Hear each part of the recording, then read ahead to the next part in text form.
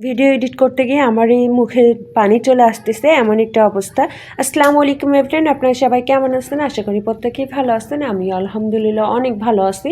তো হুট করে কেন জানি আমার মনে হইতেছিল যে আমি কচু শাক খাবো।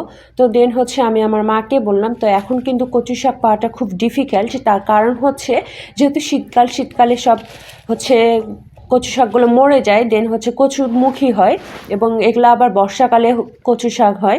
তো কচু শাক খুঁজে পাওয়া যাচ্ছিল না। পরে আমি যখন আমার মাকে বললাম, আমি জানি না আমার মা কোথা থেকে যেন কচু শাকগুলোকে আমাকে জোগাড় করে দিল।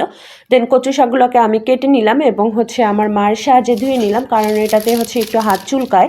এরপর আমার মা কচু শাকগুলো ধুয়ে দিলে এই কচু শাকগুলোকে সবগুলোকে আমি বাটির ভিতর দিয়ে একে একে আমি যে উপকরণগুলো দিয়ে দিলাম, এখানে পরিমাণ মতো লবণ, হলুদ, পেঁয়াজ কুচি এবং মরিচ কুচি এবং পরিমাণ মতো তেল দিয়ে দিছি। এর বেশি কিছু কিন্তু আমি এখানে দিইনি এবং এটাকে চুলার উপরে দেওয়ার পর আমি এখানে আলুগুলো দিছি এবং এখানে আমি সামান্য কিছু পানি দিয়ে এটাকে উঠাই দিছি।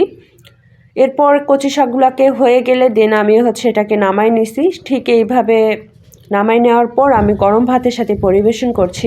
আপনারা বিশ্বাস করতে পারবেন না, আমি জানি না যে এত পরিমাণ টেস্ট হয়েছে যেটা বলে বোঝানো যাবে না। কচু শাক যে এত পরিমাণ টেস্ট হইতে পারে যেটা আমার কল্পনার বাহিরে ছিল। আমি তো ভাবছিলাম যে কড়াইটা যেহেতু আমার ছোট ছিল, আমার নাড়াচাড়া করতে একটু অসুবিধা হচ্ছিল এবং এটাকে আমি মাখায়ও দিতে পারিনি, যার জন্য আমি ভেবেই নিছিলাম হয়তো বা টেস্ট হবে না। যাই হোক, সব মিলিয়ে আলহামদুলিল্লাহ। আপনি চলে এভাবে ট্রাই করতে পারেন। ভিডিও